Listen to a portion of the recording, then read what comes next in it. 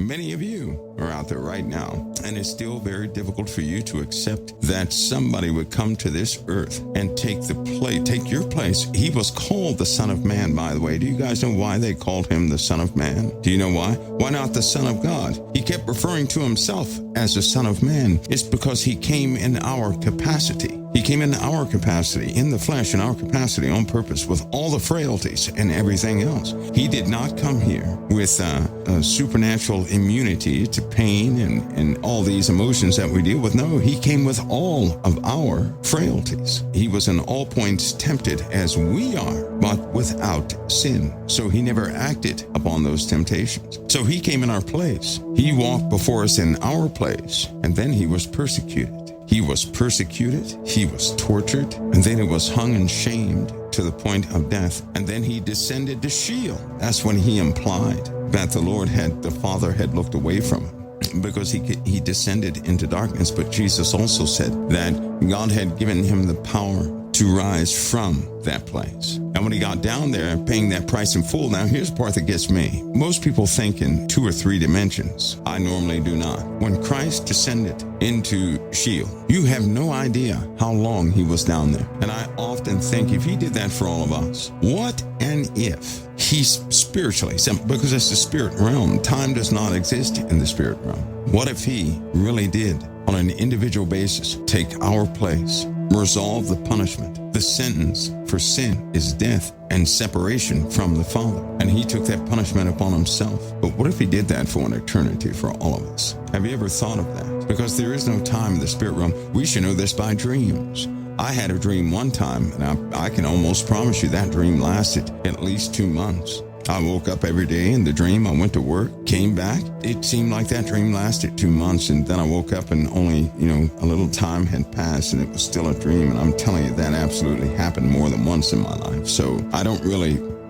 subscribe to the concept of time like most people. I know time is a boundary set for us so that we can reflect. In fact, it's written that way regarding time. But if he took that sentence for all of us on an individual basis, then he's very intimate with everybody who could ever exist. And he took that punishment upon himself, which means he more than paid that price in full. He took our place for everything you could ever do that was against the living God. Every sin you could ever commit, he already paid the price for in full for all of us. He paid that price. And here we are, not thinking about that. Who's telling that story? That he took upon himself our punishment, which is why we can be redeemed in the first place, because he took on the punishment in the flesh. So the pain we were supposed to feel, he absorbed. The despair we were supposed to have for years on end, he took upon himself. The pain and anguish that we were sentenced to, he satisfied. Do we ever think about that? I'll tell you something. Because when you think of it that way, it is not some disconnected story, but it provokes deep thought. And it causes a person to do more than just stop sinning. It causes a person to lose their taste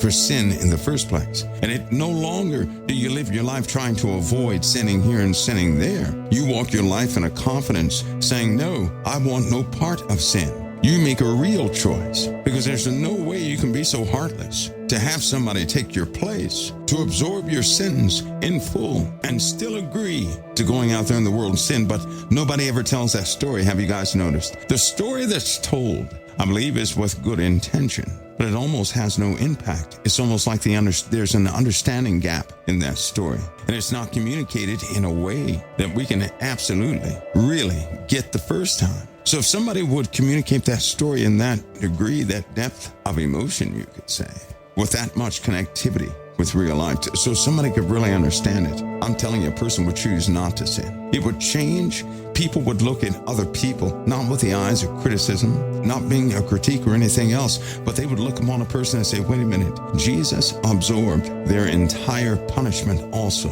The ones out there sinning in the world, the ones out there doing everything, Jesus absorbed their entire sins, the pain, the anguish, the separation, the darkness, the days of despair. The years of despair he absorbed for them. He took their place. And when you look upon another person and you realize the Messiah did it for them too, it will change the way you look at them. Because then you look at them and you realize they really don't know he did that. And when you start looking at a person with different eyes like that, you realize they have no idea the Messiah did that just for them. It changes the way you see them. You're not trying to have them damned anymore. You're not trying to judge them anymore. You will do everything in your power to try and let them know some way what Christ did for them so they won't blow it. Because you'll see them with different eyes. You'll see your family with different eyes. You'll realize right in that moment they have no idea what Jesus actually did for them. Because if they did, there's no way they could continue doing what they're doing. But could you all agree there's a huge disconnect in this world right now with the story of Christ? See, there's a structure behind Christianity a lot of people see, but the story of Christ is almost all but lost. It's just not there. Because without that story, the sincerity is not there. The commitment is not there. People think differently. They're trying to maintain a status of being a Christian, disconnected from what Jesus already did, and they have no strength to keep the standard because their eyes have not been opened to the fact that Jesus, in truth, paid that price. He came in the form of mankind with all of his frailties and suffered everything. That would almost be like you getting in trouble in the world, and all of a sudden somebody walks up to you, a stranger, and you're sitting in a courtroom, and they judge you guilty, and you realize at that moment in that trial that you made a huge mistake, but it's too late, you're guilty. You're about to be sentenced, and the sentence comes down, and you're to serve life in prison with no chance of getting out, and only to be put to the electric chair at the very end, and you have to depart from everything you ever knew because of a stupid mistake. And then somebody walks up and they say, "Judge, I'm going to take this person's place. I'll serve that life sentence." And you don't even know the person. That would be surreal. That would be something that nobody would do. A stranger to come up and take your place, to pay for your crimes. How could you live with if somebody paid for your crimes, how could you live with yourself? It'd be hard to return back to life like nothing ever happened. There's no way you could return back to life like nothing ever happened. Now listen up close. Now I want you guys to walk through this with me. Suppose in your life you were caught with something you did. Everybody they've done something they shouldn't have done. Suppose this world had a standard convicting anybody who would lie, convicting anybody who would falsify something, convicting anybody who would harm another, convicting anybody who would falsely spread a rumor or something like that, right? Just suppose that were the case. And imagine if somehow you got caught up with some people who were just making fun of somebody else, and come to find out the person you were making fun of, you gave them a heart attack, something of that nature. Or suppose you were correcting someone and you went too far and that person died. And then you were arrested, and the charge was, involuntary manslaughter, something like that, right? And you're in a courtroom, and you have representation, but, the facts are presented and everything, and you're charged guilty. All of what you did led up to this person's death, and there's no way you can get out of that. That would be a horrible situation. Well, in this world, I want you to imagine something. In life, chances are you have talked to somebody a bit strongly. And in your mind, maybe you weren't that strong, but in their mind, you could have destroyed their future. You really could have. Lots of people have made fun of another person. Lots of people have laughed at another person, right? Lots of people have done this. Lots of people have been responsible for joining in with other folks who have inadvertently harmed somebody else. Possibly you gave somebody the wrong advice. They went out and did the wrong thing, and somebody was hurt in the process. Chances are you knew you should have been kinder to someone, but you just walked away from them, and, you offered no protection. That person, did their end didn't come out too well. In some way, we're guilty of a great many things in comparison to our Father. We're guilty. Foul mouth, foul thoughts. The Lord said, if you look upon a woman with lust, you have committed adultery in your heart. So in truth, men and women, we have done this. So, people are guilty of adultery. People are guilty of stealing, because if you do something and if you commit adultery in your heart by conceiving thoughts in your mind, we're guilty of so much. And the Lord said, if you break one of the commandments, you're guilty of breaking them all. So we're lawbreakers, is what we really are. Every last one of us are not. We don't keep the law. We broke the law. Society going on like this, people become numb to what they have done. And one of the problems is they don't think they have, whatever they did wasn't too bad because they're still alive today. That we seem to sweep things under the carpet. Now let's bring it all back tonight so that the story of Christ is looked at with new eyes. In truth, we're not the keepers of the commandments. We're the breakers of the law. That's what we are. All of us have broken the law. In a court, that would make us guilty, wouldn't it? I'm guilty of sin. Now, it doesn't matter what type sin, doesn't matter the level of sin. You're guilty of sin because God said don't do it. And we did it. Just like in the real world, if you go out and do something, you go out and commit a crime, and you're found guilty of that crime, you're going to pay the price. So imagine you're sitting in a courtroom, and all of a sudden, the verdict comes down, and you're guilty. Everything in your life, you're going to be ripped away from. Your house, your family, your relatives, your friends, your future, everything you're going to be ripped away from. You will never see it again. Imagine that. In that moment, you would be broken. You'd be broken, just broken, because in that moment, you're going to realize something, that you threw caution to the wind, and you went ahead and went along with your whatever it was, and you committed these crimes, but it's not really you. It's not like you lived to commit the crimes. You thought something slight or something possibly passive wouldn't carry that heavy of a sentence. But suppose that wasn't the case, and you're guilty, and the verdict came down and said you're guilty, and the realization hit you that you're about to be pulled away from everything in your life. You won't be able to help a soul anymore. You're going to be ripped away from life. Now, in your own heart, you'd be sorry for what you did, correct? That's not going to change the verdict because you're still guilty.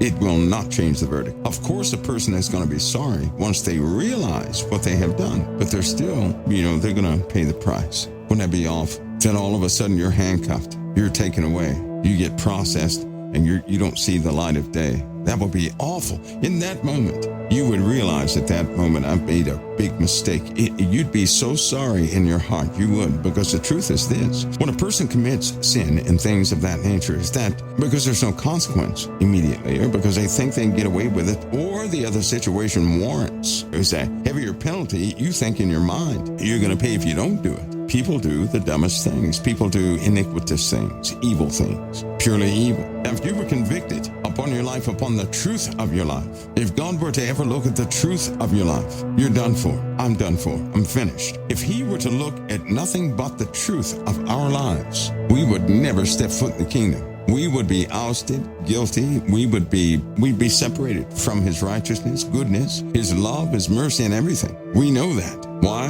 Because we did what he said never do. We enjoyed what he said do not enjoy. We partook freely of those things he said stay away from. So in a sense, we have been truly rebellious in truth. If he were to look at the core of our lives, there's nothing we could say. We don't have an excuse. But in our heart of hearts, we would realize something. We were stupid. And I'm sure that many of us would regret doing it. And there we are. It's your regret. You would regret ever following anybody into any sinful thing. You would regret throwing caution to the wind and taking part in anything like that. You would regret that you broke such a solemn and beautiful covenant with the Lord. You would regret it in your heart, knowing that you're about to pay the price. A great shame would come over all of us. Not one of us would have an excuse in the realization of separation from your future, from what you could be. You wouldn't be able to correct the mistakes or anything. Just think of that. You would not be able to get it right. You couldn't correct the mistake. Suppose a drunk person, right? If this person's drunk and he's just playing around, and he falls into a bank door. Right when he falls into the bank door, the police come and they say, "You trying to rob the bank?" "No, I didn't. I fell into the bank door." "Sure," that's what they all say. And he's taken to court. He's processed and everything, and they find him guilty of breaking in, and he was intoxicated. So he has all these charges on him. What could he say? He has no defense. But in his heart of hearts, he said, "Why did I pick up that drink in the first place?" All of you know that's exactly what he would think. Why did I get drunk? Why was I so stupid? I've messed up my whole life. And in that moment, he would have regret. But can you imagine if you were that person, and then upon the sentencing, you were found guilty, and you have to serve this long 70-year sentence for doing a stupid thing, a one-time stupid thing. But in your heart of hearts, that's not who you are. Do you know how many people in real life, they get convicted of things that they find themselves in the middle of, and in truth, that's not who they are? Do you know how many young people do the same thing? But in truth, that's not who they are. They are guilty, but they have no defense. But now imagine that same person sitting in the courtroom. They're sweating. They just got a guilty verdict. Their stomach drops. Life is over for them. They're not going to go back to their families. They have no future. Their life is ended, essentially ended. And just think, at that moment, a person walks into the courtroom, a stranger, and this person says, I will serve his sentence. Imagine that. That would be unheard of. For a person to walk in and say, I would serve his or her sentence. I'm going to go ahead and serve it. I'm going to satisfy the ruling of this court. I'm going to satisfy the punishment. I'm going to serve this life sentence for this individual. That whoever you would be sitting there, if that happened and if it were permitted, your life would change forever. First of all, being convicted, knowing that you're guilty, but knowing in your heart of hearts you did something real stupid. You would not be able to process the fact that somebody was willing to take your place, that somebody's going to serve out your life sentence. You would be emotionally compromised in a very true sense. But then you would also have a sense of relief nobody could ever write down or express. And you would be so incredibly thankful that on your own, without being prompted, you would depart from every wicked way you ever saw. And nobody would ever have to tell you, don't do this thing over here, and nobody would have to tell you that, because automatically you would say never again. And every day of your life, every day of your freedom, you would think of the individual who took your place. Every single day, you would think of the person who took your place. There would not come a day when you would not think of the individual who took your place. Because when you're out, you're walking freely, you would think of the individual who took your place. And you wouldn't understand why this person agreed to do that, but you would be incredibly thankful. And you would choose for the rest of your life never to enter back into any dark thing again, into any stupid thing again. And all of it would be because in the moment of your conviction, that's when you would realize you shouldn't have done that. That's when the regret would come. And that's precisely the time this other individual would walk up and pay the price for you. That's exactly what Christ did for us. If you can imagine yourself being convicted of what you have done in your life, and if you were truly going to be punished, if you ever thought of that, because you've been close to it, God has walked each and every one of you through a process in your life to where you have sat down and you said to yourselves, I was stupid. Why did I do that? That was stupid. How many have done that? Because it looked real bad. A penalty came in for what you did, and you realized, you recognized in that moment how foolish you were to do it in the first place. And you also said to yourselves, this is not me. This is not me. This is not what I want to be. How many have done that? How many have done something foolish, just very foolish, and you realize in that moment that's not who you are, that's not what you want to be, and you beg and plead with the Lord to change the situation. Why? Because in that moment, you realize that's not who you are. Only when your life blew up in front of your faces did you realize that's not who you are, that you were foolish. But prior to that moment, it's like you were caught up in a type of real delusion. It's like you couldn't quite make the right decision because you were caught up with the flow of things, doing things you normally wouldn't do, giving in to pressure, giving in to the crowd, throwing caution to the wind, being irresponsible, taking things for granted, people for granted, until everything collapses. And then you sit there and you realize that's not who you are. I'd be so bold to say all of us did this. No matter how slight or how heavy, all of us have done this. And we got to that point where we said, this is just not me. And then the shame came. The shame, the fear of you being identified with what you just did. And you said, no, I don't want to be identified with that because that's not who I am. Only then did you realize how foolish you were. Did you notice that? See, before that time, when you were getting away with it, the message, it just wouldn't stick. You wouldn't pay attention to it.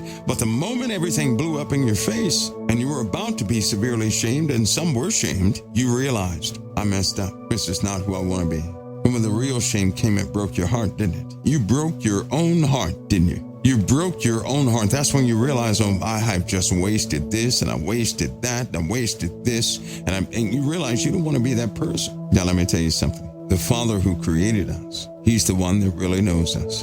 And He already saw that moment coming when you would sit there and say, this is not me. I don't want to be this way. He already saw that coming. And so what did He do? He sent someone into that moment of your own conviction, he sent someone to take on that sentence that you were about to get of separation. Listen to me. To take on that sentence of separation, of eternal damnation. He sent someone to take your place so that you would never have to go through the full process of being condemned. And I'm telling you right now, it's because of Christ that process did not go any further than it went, because it could have been far worse, and all of us know it. And it's only because of Christ it did not go all the way. That justice was interrupted in your life because we truly understand we messed up, and justice was interrupted. The same justice God wrote about in the Old Testament, the statutes, commandments, and judgments were interrupted because in that small moment when you realized that's not who you are, God had foreseen this and sent someone to take your place. But not only to take your place, but to pay the price in full. What I mean by that is that thing you did, you should have been dead and judged. You should have been separated from all light and all living, but only because of your loving Father, whose word never changes. He said, I'm a God who changes not. I am the same yesterday, today, and forevermore. So how in the world does he stay his own sentence? How does he interrupt his own process? He sent his Son. His perfect word was interrupted by the word. He sent down another word, a word that would satisfy his first word, so that you would not have to be eternally separated from him, so that you would not pay any of the price. I mean, not 1 ounce of the price.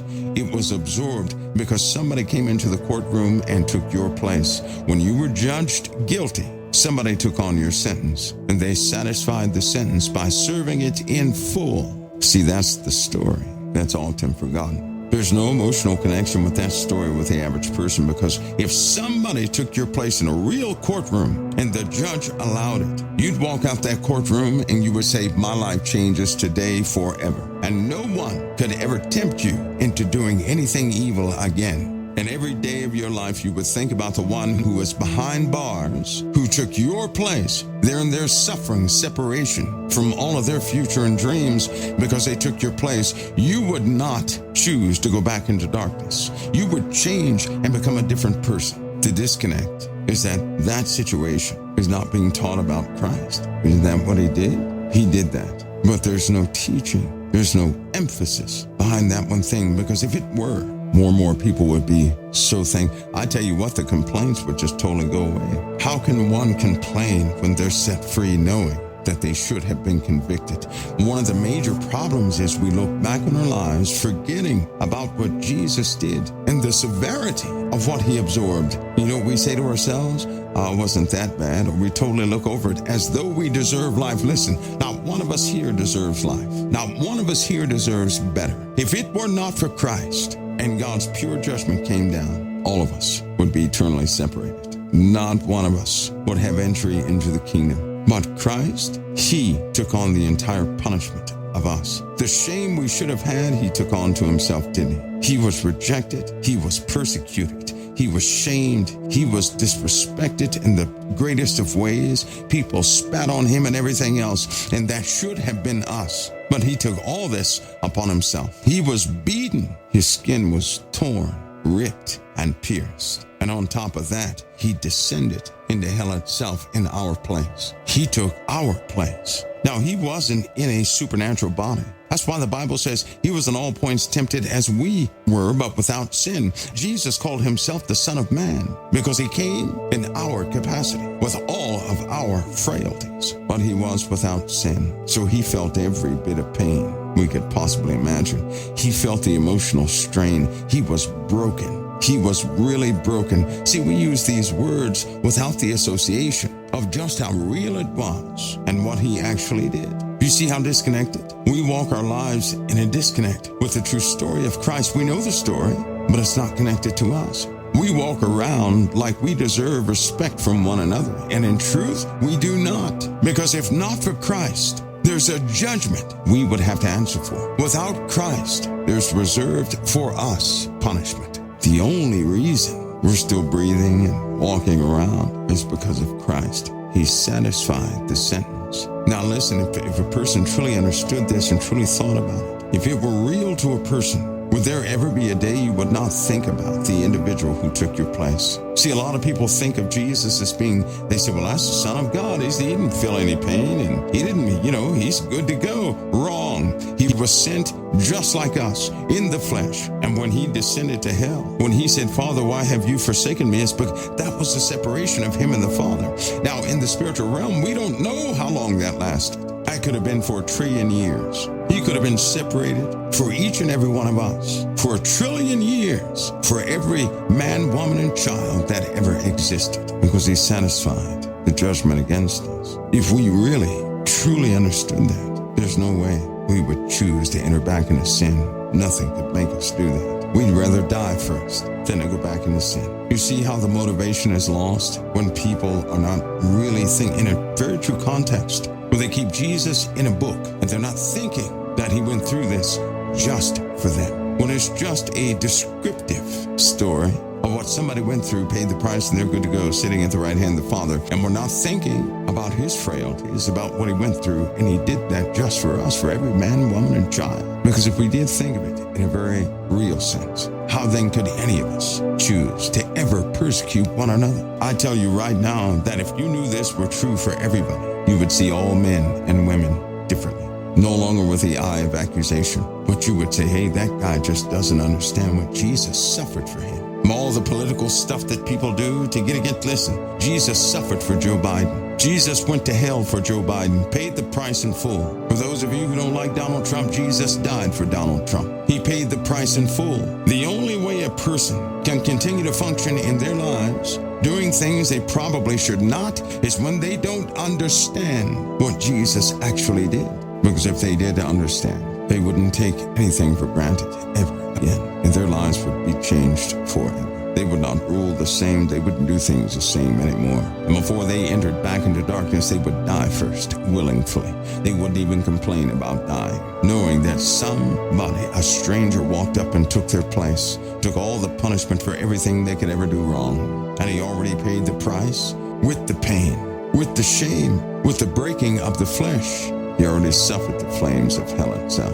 That lets you know they don't know, because your speech would not be the same. You wouldn't so easily slip into sin anymore, because it would be real to you. There's no way a person can consciously enter back into sin, really believing that somebody paid the price in full for them. And when you really think about it in the spiritual realm, when you begin to understand that time is meant for those of us in the flesh, and there's no time in the spiritual realm. There was a time I know I spent 2 months in a dream, period. Nobody can tell me anything different. This time stuff, that's for the living, so we can reflect upon things. That's a boundary for us, so we can tolerate things better, truly reflect upon things and feel the outcome of certain things. But it does not exist in the spiritual realm. So when Jesus was separated from the Father, when he was separated from the Father, going down into Sheol or hell, and if he was separated from the Father, there was no supernatural protection. No, he paid the price. If it says he paid the price in full, he paid the price in full. That means everything that was due us, he felt it for each and every one of us. A lot of people like to think that they're comfortable thinking, well, he didn't suffer too bad because he did it one time and it was for all of us. We don't know how the complexities of the spiritual realm works. What if his time in hell was multiplied by every man, woman, and child that ever existed and ever will exist? Because when it says he paid the price for you and for me, we got to stop thinking on this collective basis. God is very intimate with all of us. He works with all of us all at the same time. He's not like us. He's not linear. He can do all things at one time. That's how he works. That means on a personal level, Jesus took your personal place, and he suffered, and he was shamed, and he was pierced and beaten and falsely accused. Why do you think your situations are always cut short? Why do you think your situations are always interrupted? Because when he took this onto himself, he is the power to end a trial in our lives. He's the reason we don't have to go all the way through to the point of death just to learn a simple lesson. He's the reason when you should have been shamed in front of the whole world, that was cut short because Jesus took that upon himself. When you should have been rejected of everybody you ever knew, that was cut short because Jesus took that upon himself. Can't you see?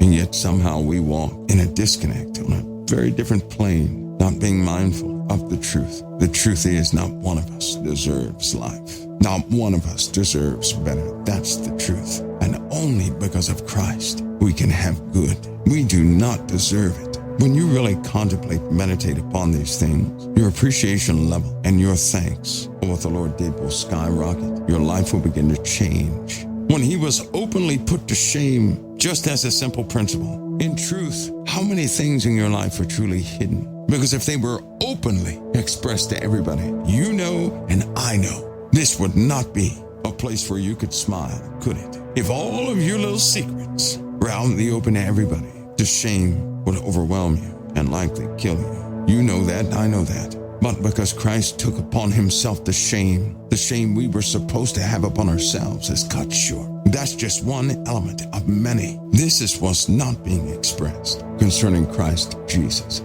It's not real to people. And when it's not real to people, they use it and wield it like it truly is just a book, just a bunch of words, when in truth, it's already happened. It was real and it is real. And it remains the reason that we don't die in bondage and in shame and in death and in pain and every other descriptive word I can think of that would constitute separation from light. But in fact, we have been saved from a tumult of cruelty, of real darkness and real despair, only because of Christ. Some of you would ask, why is evil prospering in these various areas of my life? I tell you, all things are purposed. And I can also tell you that when that situation with Christ becomes real with you in your personal life, evil can't survive around you. You will change. You will see things differently. You become unstoppable. The only one that will ever have power to stop you is God himself. Certainly not Satan. God never gave Satan that authority. But again, the issue is we're disconnected from the story because they're not teaching that. They're not demonstrating that. The emphasis is not on that. The emphasis is on the mechanics of obeying a set of rules. But the intimacy of what Christ did for us is almost gone. Because when one contemplates that somebody walked in the courtroom and took the sentence upon themselves and satisfied the entire verdict by paying the price in full, that's why you're bought with a price. Once a person is reunited with that story, that's when you begin to walk like they walked in times of old. That's when you never give up again because you already know what the Lord did. And that's when God releases things unto you because you're no longer walking in the mechanics of the word, trying to obey a set of rules. And then every day you find yourself falling short, but you're making a choice. And you're so thankful for what the Messiah did. And you're mindful that Jesus died on the cross, which means Christ is truly alive within you. And no darkness will ever have placement within you. To keep the commandments the Lord gave, to love your enemy as yourself, is impossible by yourself. But when you know the story, when you accept that story, when you accept that Jesus died just for you, and he took your place in punishment, you're no longer in denial. You're not saying my sin was light and, it's not really a big deal, but you're mindful of so much. You realize you're not going through the whole process of a trial because the Lord absorbed the shame and the pain and the sting of all of what we should be feeling here. You throw luck out the window. You stop saying, I'm lucky. You'll say, no, my Lord did this. He took all the pain and the shame and the torment from my failures. In my choosing of darkness and my ignorance, he took it all upon himself. And that's why every time it looks like my life is about to fold up and blow up in my face, it does not. Because it cannot. Because he paid that price. He went through that. So you would not. You continue to walk. You continue to make choices. Please don't be disconnected from the story. Once you become mindful of it, because this is the seed Satan is after. This is the seed he desires you never to have. He wants you to feel disconnected so you walk in depression. You cannot be depressed once you realize in truth and you accept it upon yourselves what Jesus did. Depression has no placement, only thanks. A great wailing will also be in your heart for the Lord. A great love you never knew before. That's when his closeness is often felt. That's when you're in that place of praise you never have to leave. That's when the manifestation of the power of the Holy Spirit is present. And I hope that you see through this small story how disconnected so many have become. I hope you see it, because if you can see it, and if you mend that disconnect, already know your life is going to be altered. And you can go and remind somebody else, because all this is a reminder of something very true, something that Satan desires no one to remember. He wants people to treat Christianity as a corporation, some tool, some way of life that you just follow with no real soul benefit. Once that connection is made again, you're going to see it by way of the day, by way of light, by way of truth, and your life will most certainly change. And when your life changes, you bring others hope, real hope.